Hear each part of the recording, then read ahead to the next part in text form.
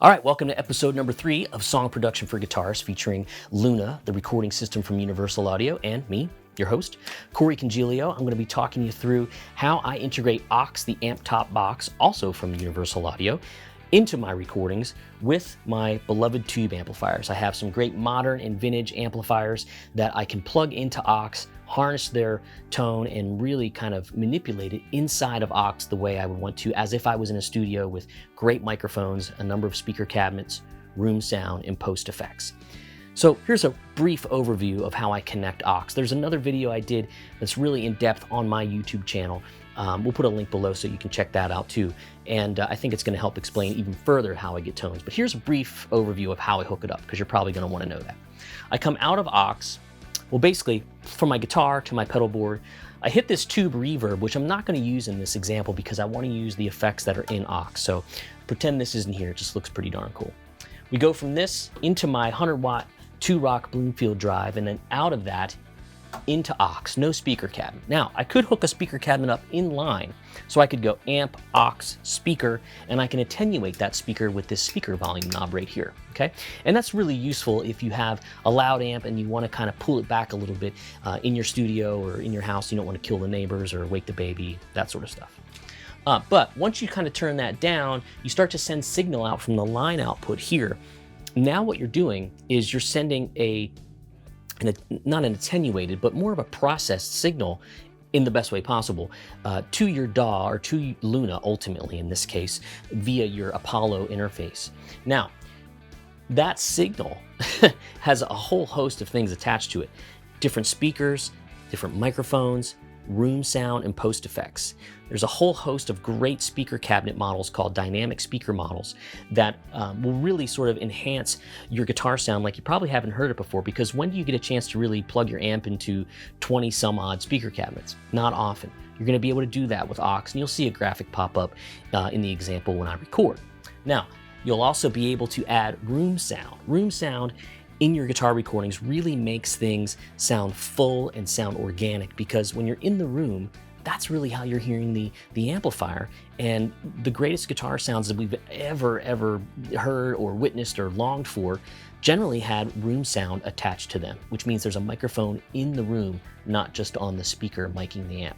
So you're able to do that and adjust that to taste in aux as well. And as for the post effects, you're going to be able to add compression, EQ, delay, and reverb. We'll be using all of those, maybe minus EQ, because we got some great EQ on the amp, and I think we'll be good to go. But you'll see via the graphic that pops up on the screen, you can adjust what's going on inside of aux to kind of, make it do your bidding. You want a 410, great. You want a 212, great. You want a 412, great. You want to use a dynamic microphone, a condenser, all that's possible.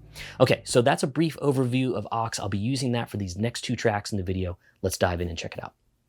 All right, so now that we have a brief idea of what aux is, and there's plenty of videos on doing a deep dive into aux, feel free to check my YouTube channel for that. We want to integrate it into Luna to create a couple more tracks here. This is not uncommon in the world of modern country to layer a bunch of interesting guitar parts. Sometimes, I feel like as a guitar player, with all of the tools available to me, sometimes I don't even need a keyboard player, but we won't tell them. All right, so we're going to create a new track. Again, we can go to the track menu, hit new track, or we can hit Shift, Command N. That will get us there too. And we want to create a new audio track, but we're going to make it stereo, because I'm coming out of aux stereo, which will give me a couple cool options, which I'll show you when I pull the aux menu up, or the aux software window up, which is a really important thing. Let's call this delay guitar, and I'll tell you why. All right, so it created delay guitar. Where is it? There it is. Okay, let's drag delay guitar down even further. You know how I like to kind of organize my session. And we're going to click on delay guitar, and we're going to, just like we did with the other tracks, we have to assign it to some particular inputs on our Apollo. Now, I have an Apollo X8P, so that's going to give me 8 inputs. So I make pretty good use of them for just one guy. And then we're going to hit record. And we're already getting a nice signal. And what I can do is I can actually grab that input control right here. And you can see how my metering has gone up a bit. I think that's probably good enough right there. I'm going to pull the fader back because that's pretty loud. And that's a pretty wild delay sound. You can hear that. And I think what you'll find interesting is how I got to that point. So let's take a look at that. We're going to go to, there's our mixer window. Let's go over to the aux window right here. Now, what I'm doing here is I'm using a model of a 412 speaker cabinet mic'd with 2 large diaphragm condensers. I love to do this. It sounds really great all the time, and we can EQ it to flavor later if we want to. But if we take a look at our aux window, I'm playing through a 100-watt amplifier, so I have that 100-watt clicked. Right here is where all my cabinets live. I can choose between any number of cabinets from 110 all the way to 412. I just like the way that one sounds, so I'm going to keep it. We can choose different microphones here. And we can choose a second microphone there as well. And the reason I'm going stereo is because I'm sending out the signal through 2 outputs, and then I can send each one to a different channel if I want. But what I've done here is I've put them straight up and down, because even though I'm coming on 2 channels, I want like a really big, fat, punchy guitar sound. Now, we have some room sound here as well, and aux has modeled the room that these cabinets were actually modeled in. And if I solo that up, and I turn off some of my delay and reverb, it sounds like that's the room microphone. And that's a common practice with classic guitar recordings that we know and love, because they would often mic the room, and still do, and that's created probably a lot more classic sounds than you realize. So that's kind of how I have everything set up right there as far as levels of my aux interface go. But what I want to show you here is this master section where I can add EQ, I can add compression, delay, or reverb. And I do have some compression on here. So this is a special kind of compression because it's compressing everything at the end. It's kind of squeezing it all together. And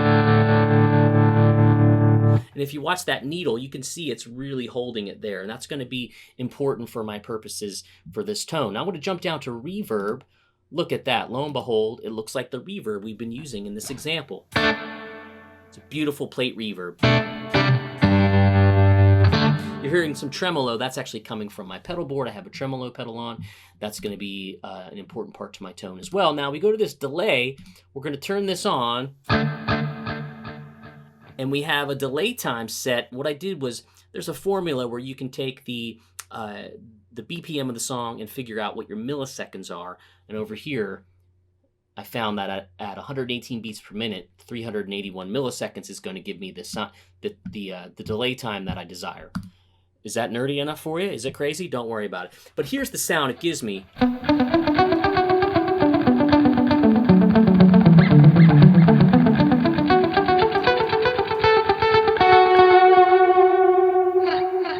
Synonymous with players like The Edge. You know, they use this kind of thing. It's a dotted eighth repeat. Okay, so we're going to use that for our sound. We got, on my pedal board, I have a little bit of overdrive, and that's pretty much it. You know, the Bloomfield drive behind me, that 2-rock that we talked about earlier, it's a nice, clean pedal platform, and let's just see what we come up with. Let's take a swing at a track, and what I'm going to do is I'll probably swell into some things with the volume control, and or with the volume pedal, and see what that gives us. Oh, by the way, I'm playing my PRS DGT. I have the coil tap engaged, so we're just using the bridge pickup. So it's kind of like a single coil type sound. But this guitar is a little beefier than a Strat, so I think it'll be nice for this option. Let's give it a shot. Okay, here we go.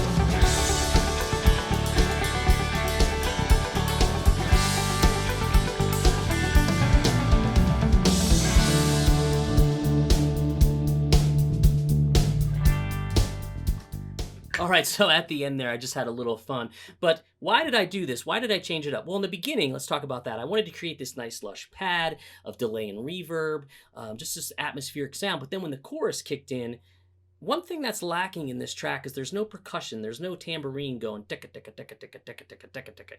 So I wanted to create that. And what's going to be cool is when we listen back and play it and mix it, that little sound is just going to be percolating in the background. Percolating, is that how you say it? Yeah, it's going to go ticka ticka ticka ticka ticka ticka. So with the guitar volume down, you play a quarter note pattern. This is what you'll normally sound like. You'll just hear it through the mic. But when you turn it up and you have the delay at a dotted eighth, you get this sound.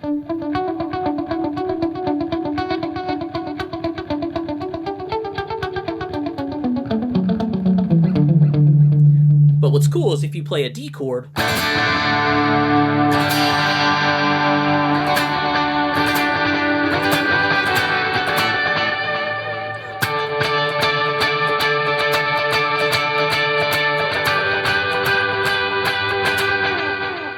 good chance you've heard that sound before, right? It's a great thing to add to your tracks. It's a lot of fun. With any kind of delay unit, you just want to choose the dotted eighth delay, set your tempo to the track, play quarter notes, and there you got it. All right, let's lay another track down with my rig and the aux box. This is going to be another cool part. You know, in country music, since the dawn of time, it seems like there's always been some sort of signature lick attached to the song. Think about like Chattahoochee, you know, that kind of thing. We're going to attempt to put like a lick track or a signature lick track into this tune. Now in the beginning, we don't really want to clutter it up, but you'll see how it unfolds as we play through the parts we've been playing. We're going to do audio track again. Again, we're going to do stereo. We're going to call this sig lick guitar. And we're going to hit record. And we're going to pick our input again. It's on 3 and 4 for me here. And if we go back to our aux window, same kind of thing going on. I took the delay off, still using the reverb, but I'm using delay on my pedal board from the Nemesis pedal from Source Audio. I'm using the Vemuram Shanks overdrive pedal and some compression that's actually right where it was on the last track. So sometimes when you're moving in a session and you're going super fast, you just got to lay the parts down and hopefully the engineer can help you deal with it later. Let's pull the volume down a little bit on this guy because we don't want to be too loud.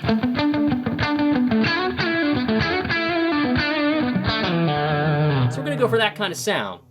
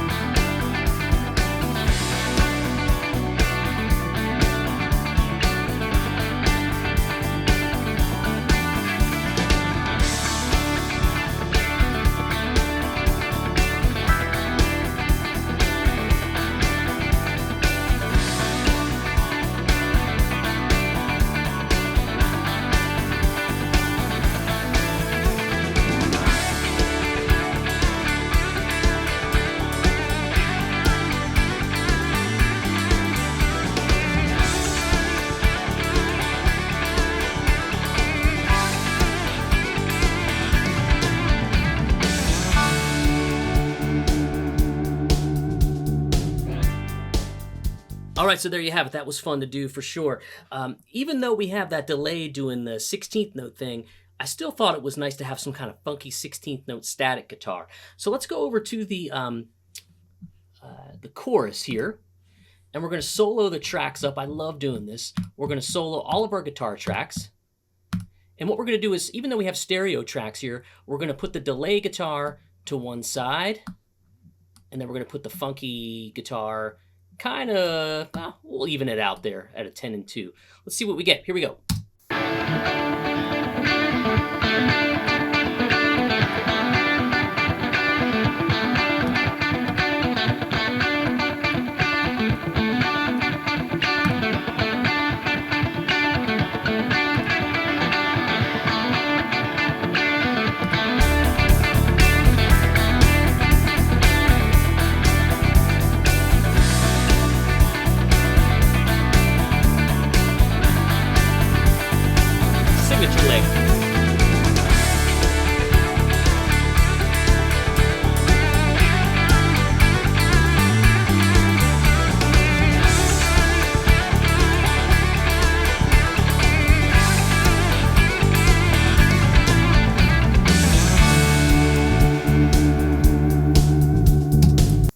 All right, there you have it. That's how I would go about adding some tracks with my aux box and amplifier into Luna alongside of some of the other great tracks we created with the plugins that Universal Audio offers. All right, this has been episode 3 of Luna, the recording system from Universal Audio.